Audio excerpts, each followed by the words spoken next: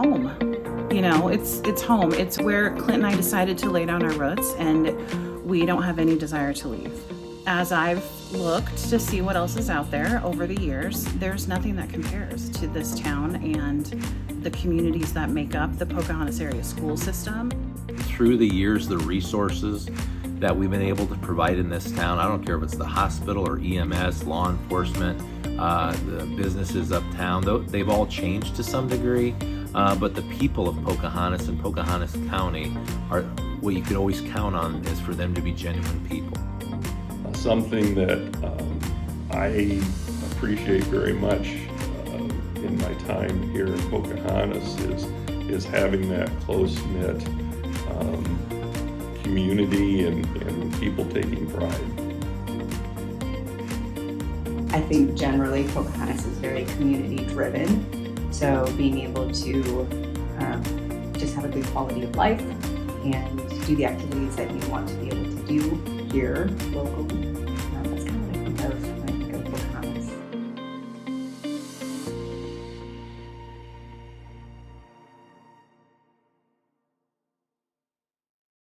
Well, I guess when I moved to town in '75, I was so impressed. We had two different dress stores because Nesbitt's had a dress store, and we had a Ben Franklin. Ben Franklin was a big deal because they had almost everything except fat quarters, but they did have a lot of fabric. They did have a lot of fabric. And so I love that about here we are in county seat town, and it feels like a big city. So one of the ones I think about is Ben Franklin. That was a big hit. I mean, for the kids when they were little, you always went into Ben Franklin. That was a place to gather. And my little brother and I used to go over in the corner off to the right of the door and read their comic books very carefully, and then we'd put them back in the stand. That was the place to go. And I could always find something because it was the typical dime store where you could buy fabric or comic books or, candy. Yeah, it was a variety store is what it was. So it was just fun, and you could go in there and I mean, there are aisles of stuff to shop. I love the fact that it's no longer Ben Franklin, but the zone has moved in and we have a bowling alley. So I think that's great that it's been repurposed. I remember the Patty, the clothing store, drugstores, and again, the Realty Theater, library. Ben Franklin. Ben Franklin. With a biggie. Yeah. Yeah. And then the Ideal Cafe, which is actually, this is the place where the Kaleidoscope factory is in. Remember going there and having something nice, good old hamburger. When I first started working in Pocahontas, the Ideal Cafe would be extremely busy with their breakfast crowd. There would be a very early morning number of customers that would come in for breakfast, and then another regime of customers would come in. And then at lunchtime, I mean, it would be packed. In fact, people would worry about getting there in time in order to have a seat. When I was real little, they had these tall wooden booths. And so as a kid, you'd come in and you couldn't see anybody. Like you had to go up to each booth to find your parents because the sideboards were so tall. They later removed all those and just had tables and chairs. The Cozy Cafe was right next to one door from the Rialto. It's now a vacant lot. And I remember going there, but it wasn't as big as the Ideal. That Ronick Opera House was built in 1901, and there were several buildings built in 1901 that are still standing there. Some of them go up 1908, 1914 or 15, but that west side of the street is very old. I can tell you Bob's Bar, when I first moved to town, obviously that's been there for a long time. A lot of history in there now, Slammer Saloon, but I can think back in the days when I first moved to town and Hank Bollard, got to know him. He was somebody that I got to know through other relationships that I have. There was a kind of an eccentric lady. She was very fun to just to go to her shop. Her name was Grace Pearl Walters, and she ran the hobby shop. And I loved to go in there. I mean, I was pretty little. I was like 7 or 8. She had a couple locations on the east side, where the Abstract Company is now on the corner, I think was one of hers. And then she was farther down. My friends and I loved to go in there and just just look at the goldfish and look at the frogs. And we just loved her shop. I'm not sure that it was up to code, but who cares? She had different locations on Main Street. One was right next door to the Ben Franklin, and one was next to El Amigo. The trouble with the hobby shop is that it was so noisy and it smelled funny. Oh, because there were like animals in there, right? Oh, All kinds carrots of and all kinds of critters. things. But little it was critters. as a young person, as an 8 or 9-year-old, it was great. The Realty Theater's been there since I was old enough to go to the theater. It's a very family-friendly movie theater.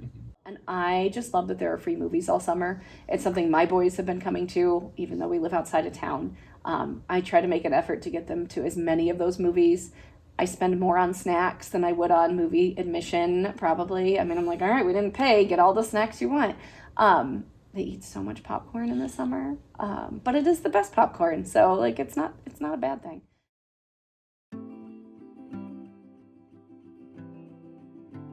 One of the neat memories I have is when the premiere showing of the Walt Disney animated movie of Pocahontas came to Pocahontas, and that's a really neat memory because again, the number of people it brought to Main Street Pocahontas for that initial showing. The Pocahontas movie, that was such a big deal that we all enjoyed that a lot. The movie was going to be released in '95, so there was going to be a big Central Park premiere outdoor in New York City on June 10th. We thought if we could write to Disney or we could get someone on the phone.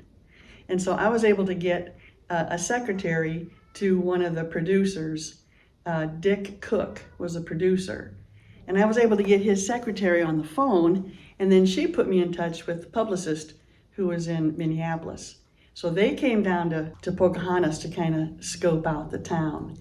And then Dick called me in March and said, we got all your letters, we got your memos. It looks like a really nice community. There are other Pocahontas communities in the United States. And we were the first one to contact Disney. He called me and said, so we think this is a doable thing. We could do it late June after the theater had reopened. So for the premiere, we had Governor Branstad come and one of the artists that drew some characters in the movie. And the really interesting character was Russell Means. He was the voice of Powhatan, and he chartered his own plane to fly into Pocahontas. And I think he asked Disney Studios to pay the bill. And some friends of ours went out to the airport to pick him up. It was a grueling hot day, very, very hot. And so the air conditioning at the Rialto was perfect. I have pictures of the kids up by the theater, you know, and it was an honor kind of that they singled us out and let us have one of those premieres for that Pocahontas. And I think that was a great thing. And it was a plus, you know, it was something that we did in this town, and we're small, you know, but yet we still thrived. And we had a barbecue sandwich and chips and a pop on the courthouse lawn, and we gave out some awards like it was an Academy Awards. But we wanted it to be Iowa rather than tuxedo and long dress. So Governor Branstad came we had 2 showings that night, and Governor Branstad came for the first showing. So it was a big deal. It was it was a lot of fun. Well, in conjunction with the premiere, Disney Studios permitted us to paint a mural on the side of the building that is just the north edge of the Heritage Park where the gazebo is. Fortunately, the mural wasn't visible for very long because the building had to be reinforced with steel siding. But when archaeologists uncover, when they take that siding off, they will see the original mural. So this year the Rialto did celebrate 30 years as a nonprofit entity. The theater had closed in the late 80s, and in the 90s, a group of community people kind of came together and said, hey, you know, we don't want to see this theater just close. And so they worked from 93 to 95. People would just spend Saturdays up here renovating it. And a lot of volunteer time and energy and funds went into bringing the theater back and opening it as a nonprofit organization. So much of it was volunteer work that was done.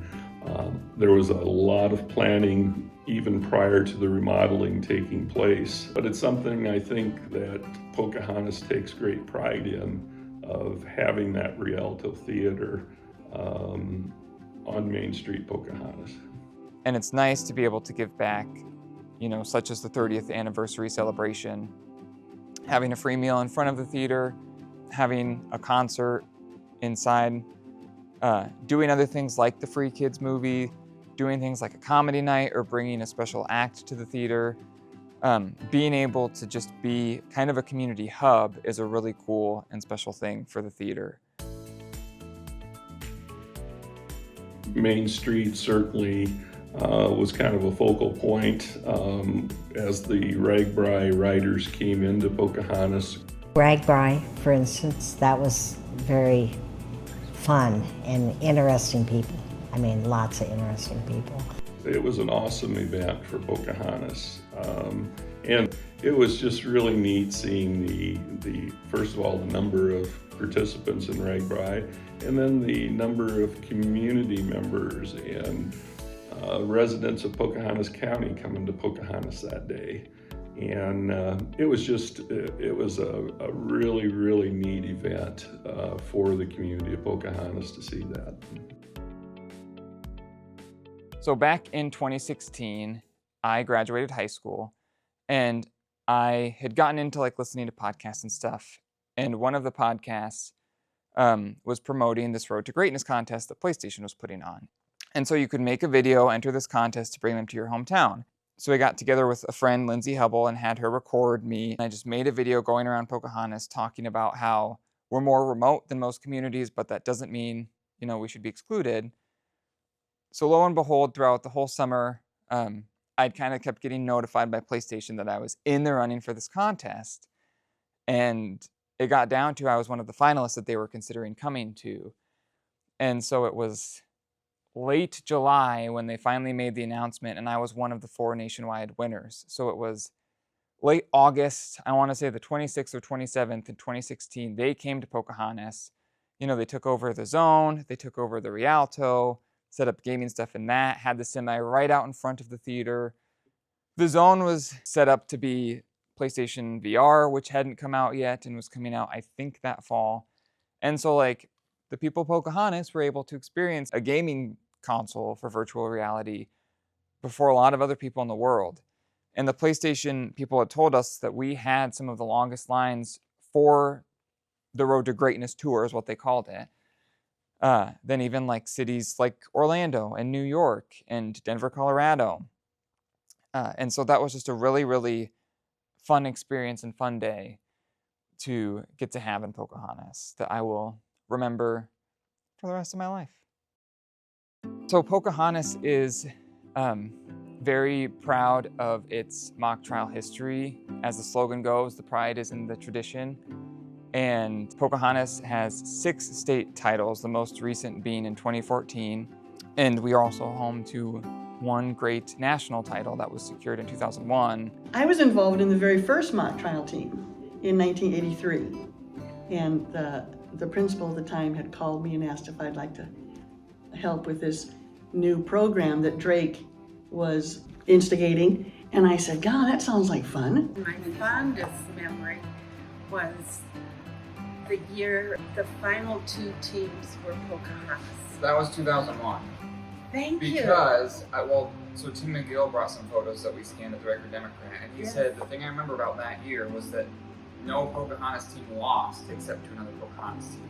Well, I remember the judge asking one of the teams, "Where are you from?"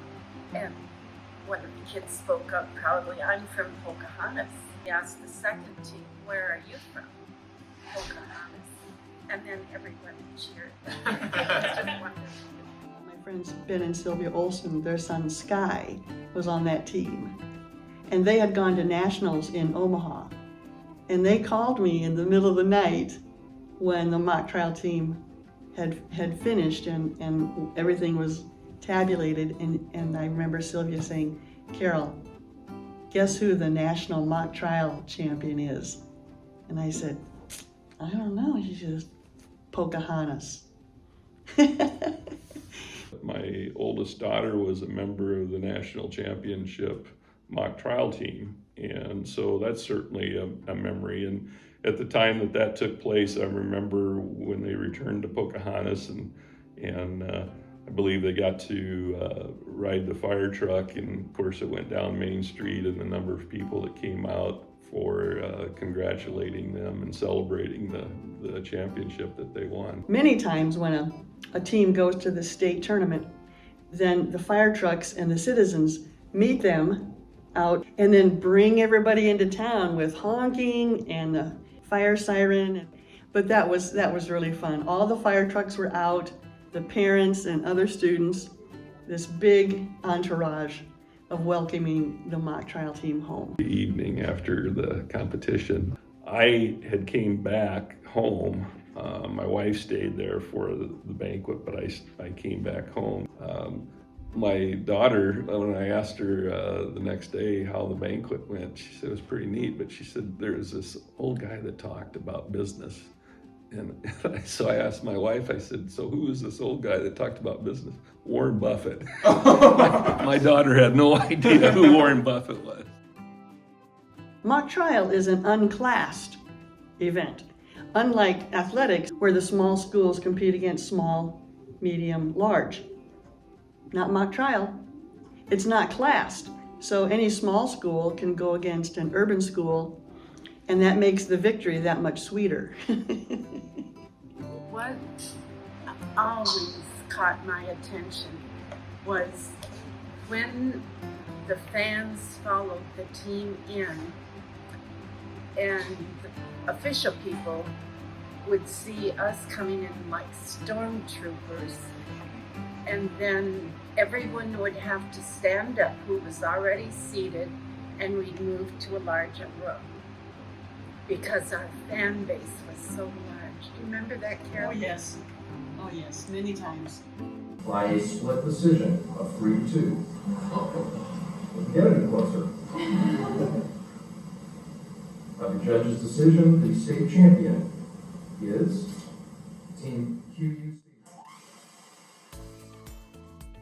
In 2014, which I was actually part of that team my sophomore year of high school, where we beat a few Johnston teams and in the end beat Robbins, who is just the most consistent program still to this day in the mock trial world. Really cool because, we came back to the community. We had a fire truck ride throughout town. There were people on Main Street honking their horns, excited for us. I knew the team was coming home, so I grabbed my trumpet and I went to the bank corner here, and in between the fire engine honks, I played the school song, pretending like it was, like a pep band. Yeah. I was a single person pep band, and I was just playing as loud as I could because the fire engines were so loud. But I think the kids could hear the team. It was a whole heck of a lot of fun. It's fun because mock trial, those are the friends from high school that I still talk to and feel closest with. The ones that I was on that team with, and we got to go through the national process. And so mock trial is something that I loved doing in school. I've come back and have helped coach the last few years alongside Melanie Nesbitt, now Melanie Hardman. And it's just something that you get to see you get to work with a lot of really great kids and see the talent and the abilities that some of our local students have to offer. And it's just something that I always enjoy and look forward to. Grand Marshal!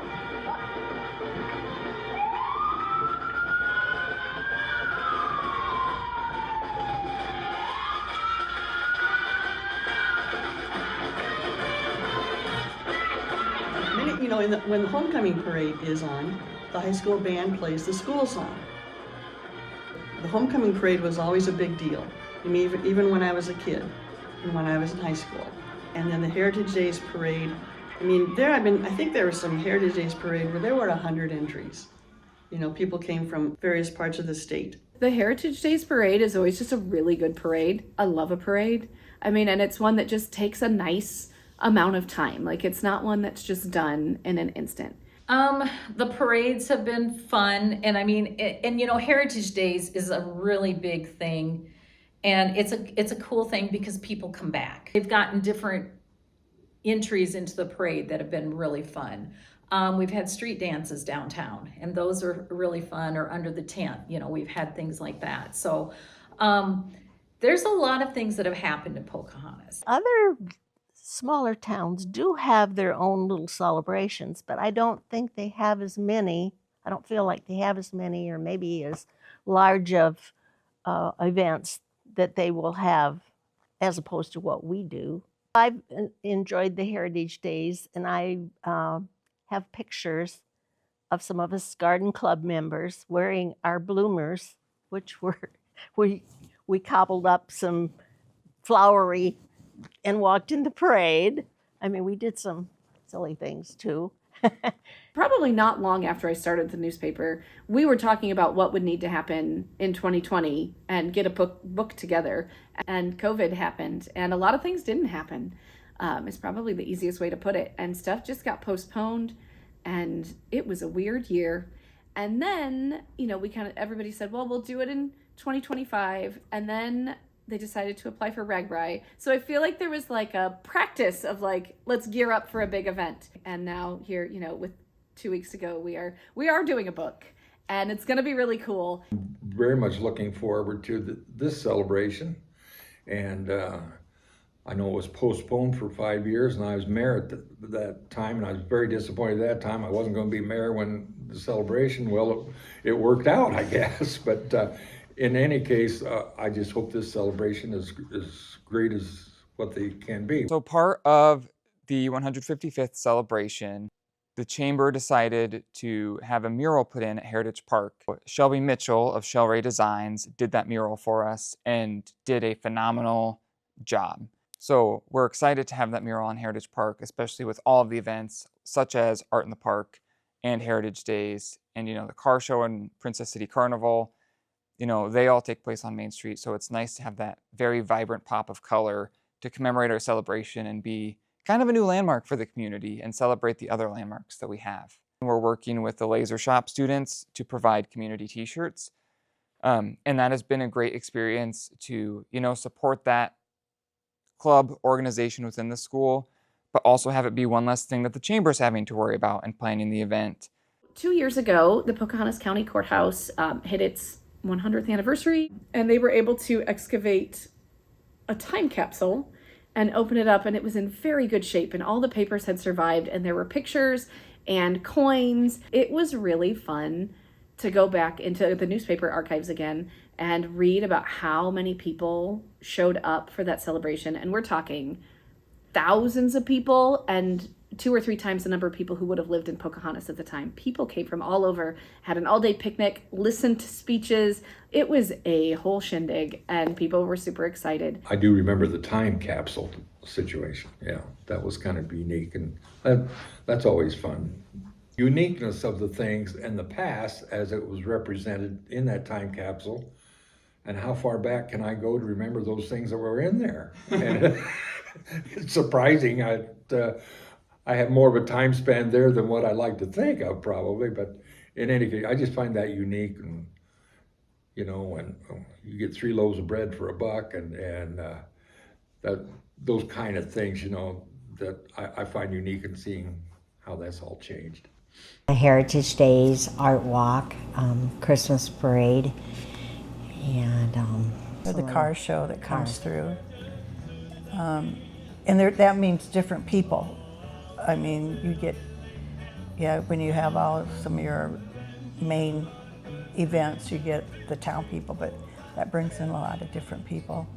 As a kid, I remember going to the Kitty Carnival during Heritage Days and enjoying that. The Kitty Carnival that I remember had more of the homemade games. You know, you'd pluck a duck, you know, and check to see if there's a number, and you'd win a prize. You know, maybe beanbag toss or things like that. And it was just a favorite thing. It was out on the lawn of the Courthouse Square, as I recall. So it's not a place that I would typically go as a little kid. So it was kind of enchanting, I guess, in a way, to be able to go and participate in the Kitty Carnival and be underneath all of those trees and on the square of the courthouse. You know, the Heritage Days parade is a big one, right? We've been a part of that for a long time. Just recently, when we've started doing the carnivals and different things within our community, I think what I remember best about that is how we can get out, not just our employees, but we can see them with their families and their kids, and being able to see each other outside the hospital. We are going to have a presence in every community celebration event this summer, which is something the hospital committed to, so it's going to be fun. When you talk about the city of Pocahontas, but Pocahontas County in general, Scott Amusements, right? I mean, long history of be able to offer the carnival business, and Russell Scott, or Scotty as we know him, travels around not only Iowa but all across the Midwest with the carnival rides. And I can actually remember the conversation. I was sitting, he called me up, and he wanted to meet with me to talk about bringing the carnival to town. And that's when I committed to him, as long as he would continue to come, that we would make sure that our staff at the hospital would be a part of it. And it's really cool. I mean, we take a lot of pictures and videos. We get the kids up here with their families. So having it here happen on Main Street, Pocahontas, is pretty cool. And when you're up here for that event, you know, you got the courthouse, you look up at the courthouse, you look down the streets and see all the people, and it's a really fun time of year. And going down the street and you see the courthouse, and especially like Memorial Day when they have all the flags up, that is a sight to see, and that's something that it's really moving. If you haven't driven by, do that. I remember growing up as I could scoop the loop and go all the way down, turn around and come back several times until you ran out of gas or not enough gas to get home.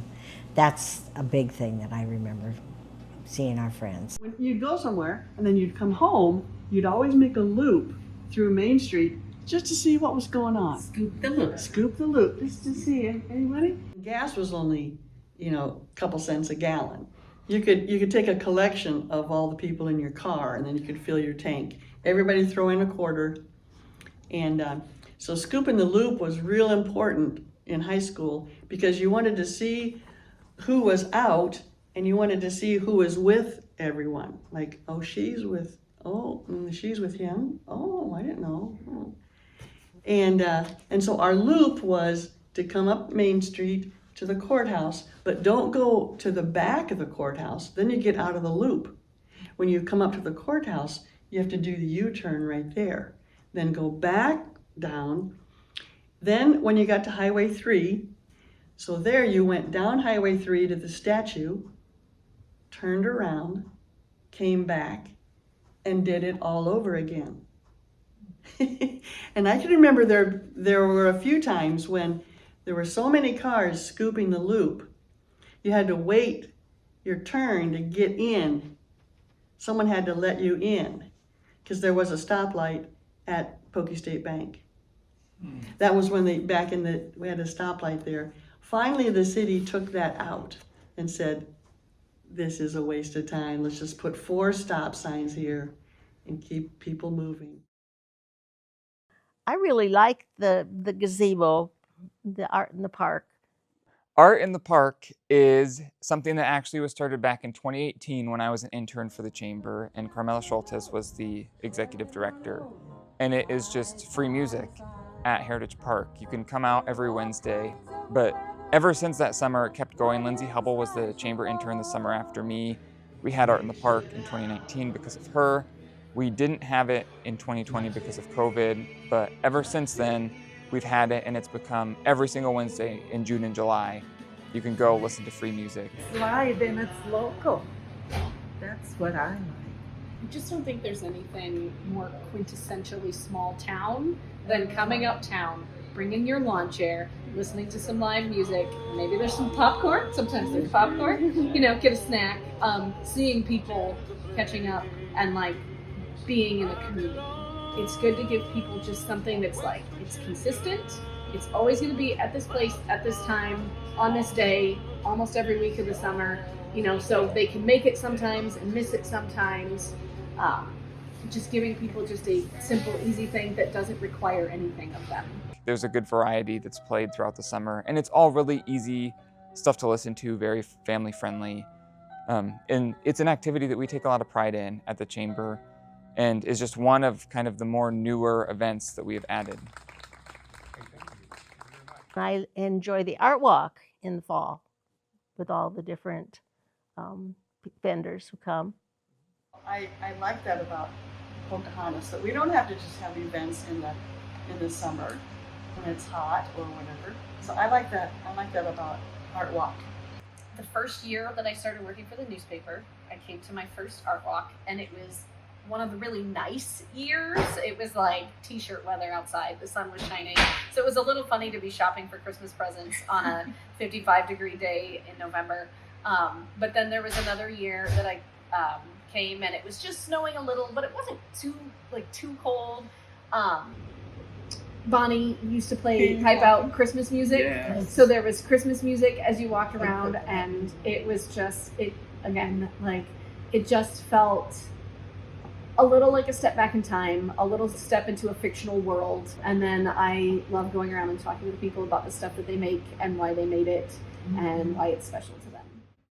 Leonard Olson started it, and his good buddy was Brian Dewey, because Brian and his wife Corey had started Flex Fitness, and so Brian and Leonard, I think that was their brainchild about having art walk. Can you kind of talk about things you remember from Leonard's time into your guys' time? 2014. Yeah, that's when he started here, but he was in Pomeroy and Palmer before that. I can remember when he moved in, because he was down at Pomeroy, and then when he moved up here, he had activities in there. He had people come in the back room, and they did, played a ukulele or did different performers. He would get in there besides his kaleidoscopes.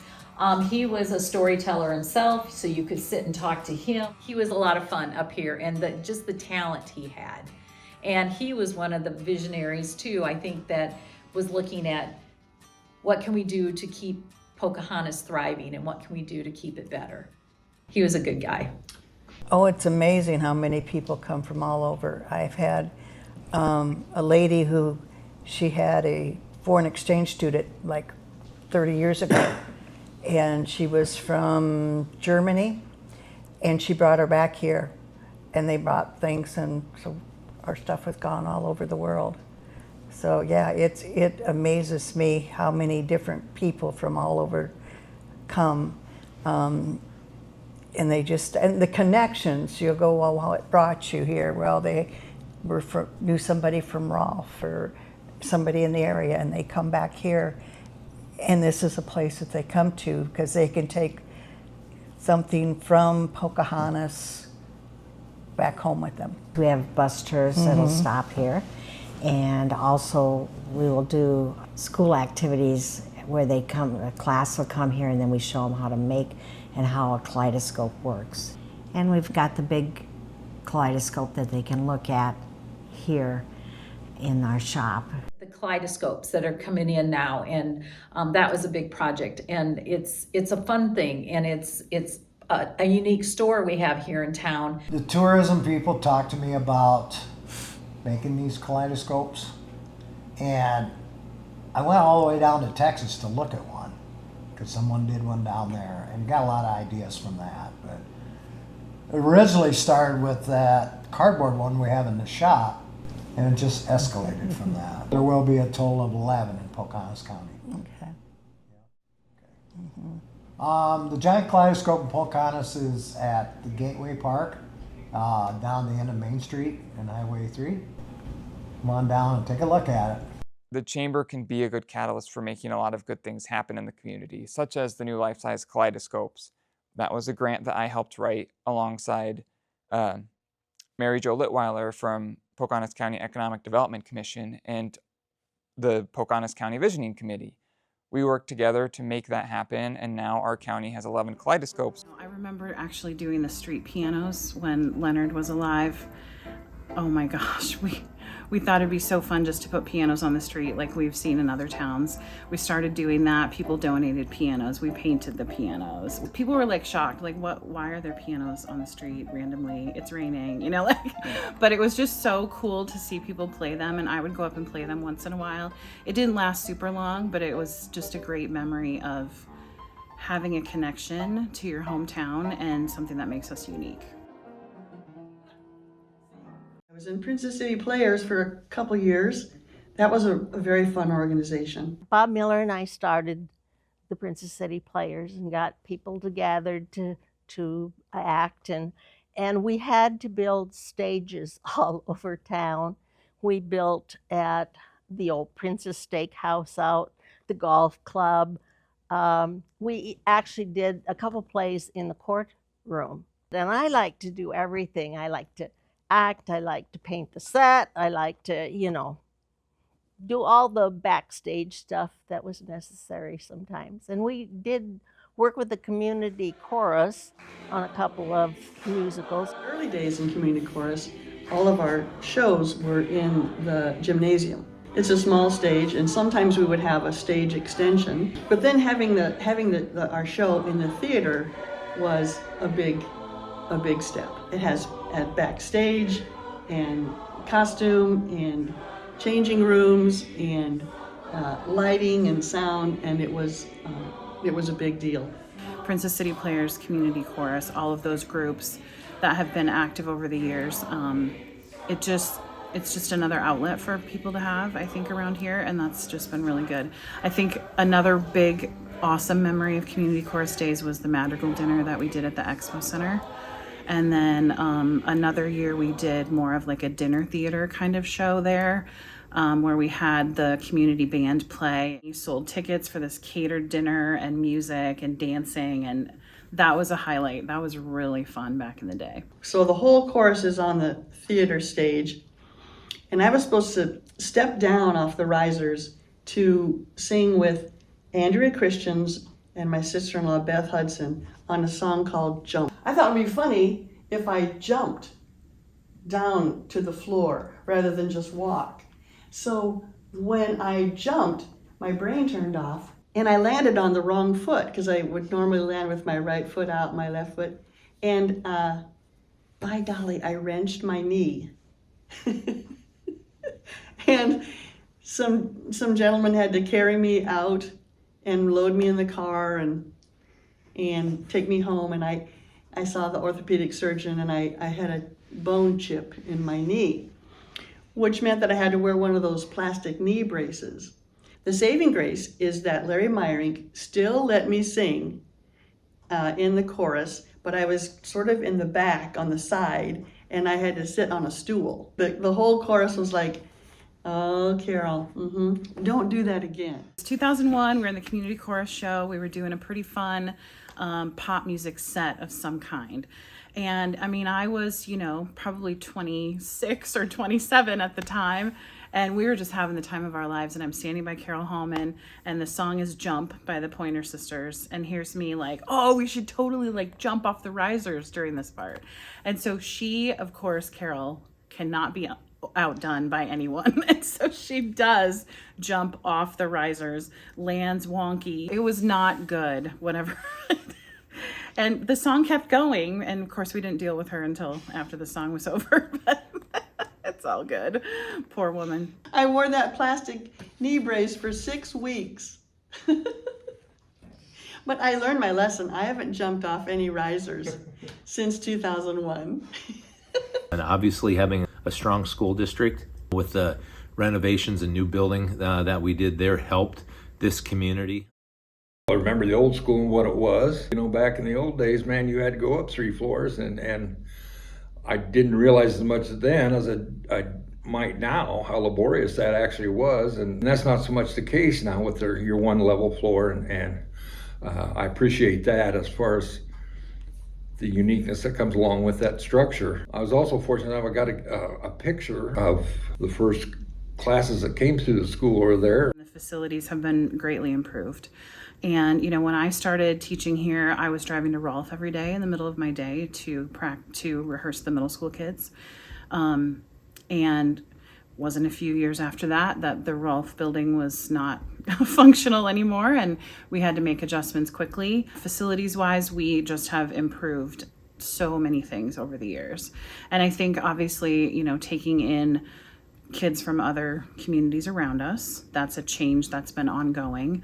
And it has helped improve, you know, our overall offerings for the Pocahontas Area Community School District. We've got some coaches that are devoting their time to bettering our children and making them good citizens just of the town and in general. And then, you know, high school ball right now, it's a whole lot of fun. We've got a really good group of kids and just watching baseball game. So, you know, almost every night in June, it feels like you get to sit and you get to watch baseball games. You've got a concession stand that's very well run, and that's run by volunteers. Also had really successful state championship runs, such as the girls basketball, when it was Ellie Ruffridge, Faith and Grace Meyer, Peyton Jurlid, I think, was on that team too. And there's been other times that both the girls basketball team and others have, you know, qualified for the state competition again. So it was like everyone went down to Des Moines to watch those games if you were connected to the school system. And even if you weren't, there were still some people that enjoyed going down to just be a fair weather fan. And I think it has inspired some of the next generation to kind of work harder and see what is possible to do. In everyone's mind, that's a huge highlight. The way that the communities, all of them, came together and filled up that gymnasium was just beyond. And then all those trips to Des Moines, of course, you know, like the back and forth and the planning it from the school perspective, you know, and the fundraisers and the team meals and the community meals and the t-shirts and you just look back on that really fondly, because that was something that was just kind of a once in a lifetime.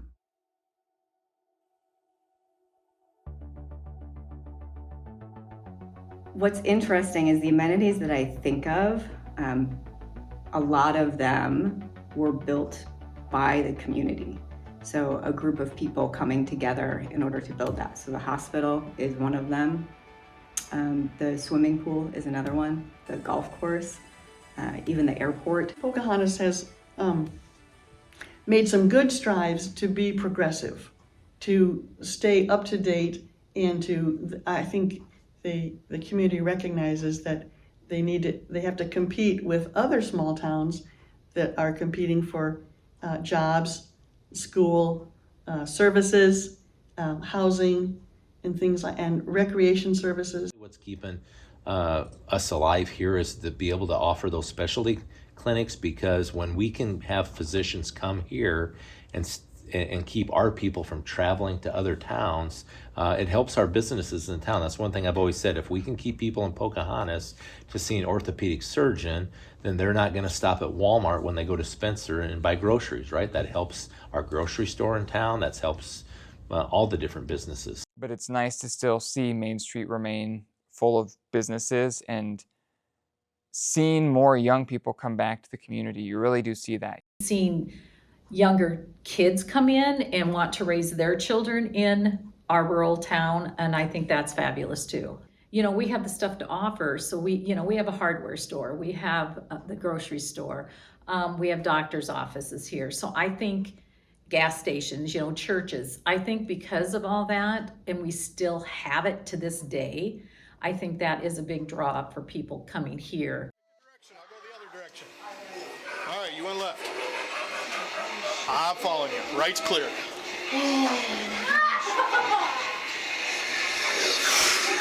What are you doing? One of the biggest events that the Chamber now does is having a haunted house. And the first 2 years, and this year it's been at the fire station shed. I assume it will be there for a long time because it's a great partnership between the Chamber and the fire department.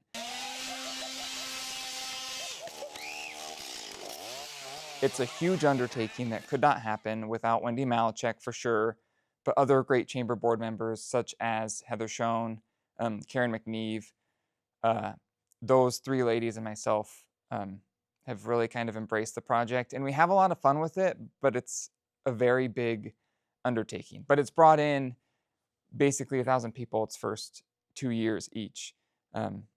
We had 927 the first year, over 1,000 the second year. I mean, the easy things that you think of possibly right off the bat is the water tower, right? The color of the water tower, you pulling it down, that's Pocahontas. Or Purple Cow, that was Pocahontas. We'd always travel through town and we'd see the Indian statue, that was Pocahontas. That's kind of a labor of love for me, and I've kind of filled that in with my own paintings and artwork and exhibits out there. And anybody that wants to contribute anything are more than welcome, and I would appreciate that. We just finished up repainting the Indian princess out there. We got a little unique design around the bottom of her skirt, so I hope that keeps people happy. It brightens it up a little bit. So, and the teepee out there was quite a project.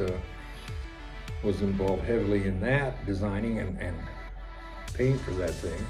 And I look at the park over there, freshly mowed, lights up the sidewalks, and the sidewalks in place. I think it's a tremendous looking area out there.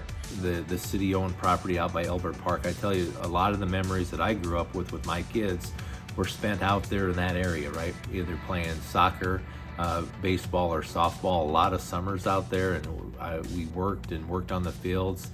A lot of great memories with my kids out there. Something that was really fun was helping put new playground equipment in at Elbert Park. The group then worked on having new pickleball courts. Ever since that, you've seen those courts be really used. The library has seen a lot of kids come and go. They've seen a lot of parents. We've seen a lot of elderly people. I mean, we're kind of a recreation part of Pocahontas. We also are a social hub where people can come and just get together. And it's just a cute community that looks like people are happy to live here. It's a very clean town and street. I mean, the city's good about keeping it up. Yeah, I've never seen it messy. No. Even after parades. No, yeah. Even after parades, so. It's full. Our Main Street is full. It's got services, it's got retail, and each one of those business owners is devoted to making it work. And it seems to me that over the years, a lot of the business owners on Main Street have taken a lot of pride in maintaining their storefronts and their businesses. I think it speaks very highly of Pocahontas to have that amount of vibrancy on our Main Street. We've still seen a thriving downtown. Everything has something in it, and I think that's a great way to showcase that our town is moving forward. We have good things happening in Pocahontas with our hospital, school. We've got a great fire department. We have a very nice airport. I think we're very lucky because the business owners and the people that work on Main Street, we talk to each other. If a customer comes in and is looking for something, we know we can send them to one of the other businesses. And so we work amongst ourselves to promote each other. And I think that's been very well done within our community. But what I noticed right away was that Main Street, all the businesses the storefronts almost all had something in them. It just looked like a downtown that had people there. One business that I do think is important to mention that existed for over a decade, but was Quilting on Main. And that was always one of those businesses that I walked into and felt like it is just so cool and unique to have this in Pocahontas. Oddfellows is a very trendy, it kind of looks like a place that you might see in a college town, but here it is in this small town. I know people like the food. I like that they're trying new things in the kitchen recently. Their Chinese buffet is really fun. Like, it's just fun to see them try some new things. I know that that El Amigo has been a big hit in the community. Like, people love Mexican food, and like, you go in, the food comes out fast, it tastes good. And I'm going to give a shout out to the newspaper. Yes. They've been here forever. Pocahontas is a community that really supports the newspaper in a lot of ways. I hear every week from at least a couple people about something that I wrote about that they really enjoyed. What I've noticed is if you don't have something in the paper, people will call and ask about it. There's a high expectation that we will be on top of things. And I think that speaks to the consistency that the community has had from the Record Democrat. Activities and things that we're able to offer, the restaurants we're able to offer. I mean, all of those kinds of things go together just to make the quality of life here really top notch. We've seen some of the younger generation come back to Pocahontas. We can take pride in the fact that our community does offer a lot to younger families that are wanting to return to Pocahontas. I think the community gets behind and really supports those things that are beneficial for the community. That's a tremendous asset that we have here. I do think Pocahontas is fortunate in a lot of the community groups we have. Hometown Pride, the Rotary Club, Pocahontas Women's Club, even our library does a lot with like the summer reading program. You see a lot of those groups supporting each other. I'm proud to be part of the chamber, and it's nice to see so much support from the young business owners and just young people in the community, because it's impossible for just one person to do. It does take a lot of people helping with it.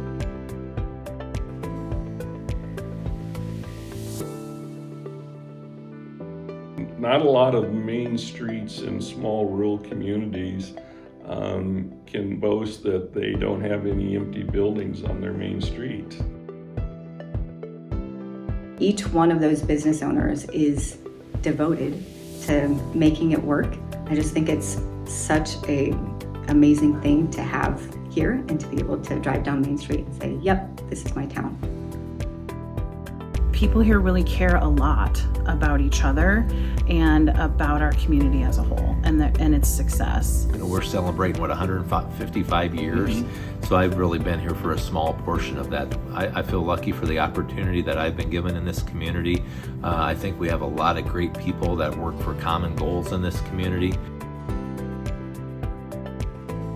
The service-driven people, making it a community that everybody wants to be, to stay here, to come back here. There's kind of this drawback, and I think that's mainly around the people and wanting to see Pocahontas survive, and not just that, but thrive.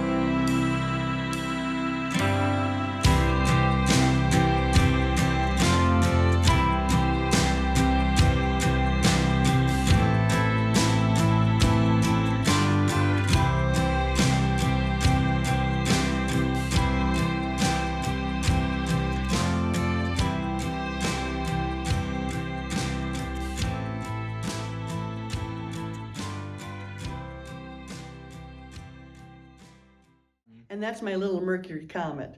So I put the sopranos and altos in my car. We went caroling to the faculty.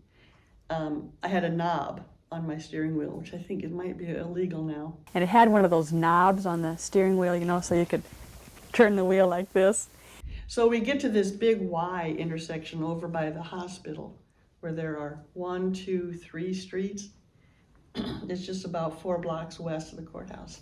And that winter, I was in Madrigal in the high school choir. Our music teacher decided that we should go caroling. So I volunteered to take all the girls. And I turned to the altos and I said, watch this. So it was pretty snowy, pretty icy, and my little Mercury Comet didn't have snow tires. So we had 4 girls in the front seat and 4 girls in the back seat. And we were going to go caroling to all the faculty. Well, the roads were a little icy, which made it all the more fun in my little Mercury Comet because the tires on my car were just as bald as glass. So with the knob, I could spin the steering wheel really, really fast. So when I got to the corner, I just sort of leaned into it and spun the steering wheel, and we did a complete 360. I took the corner too fast, and with that little knob on my steering wheel, I spun my steering wheel around, and we did a complete 360. And the reason it was so funny is because the altos all laughed, but the sopranos screamed. Oh! You know? And it was wonderfully terrifying, but I knew that the altos would enjoy it a little more than the sopranos. And to this day, alto, I've realized in my adult life that altos are a lot more fun than sopranos. That was always our rub. We altos thought we were a little bit more fun than the sopranos.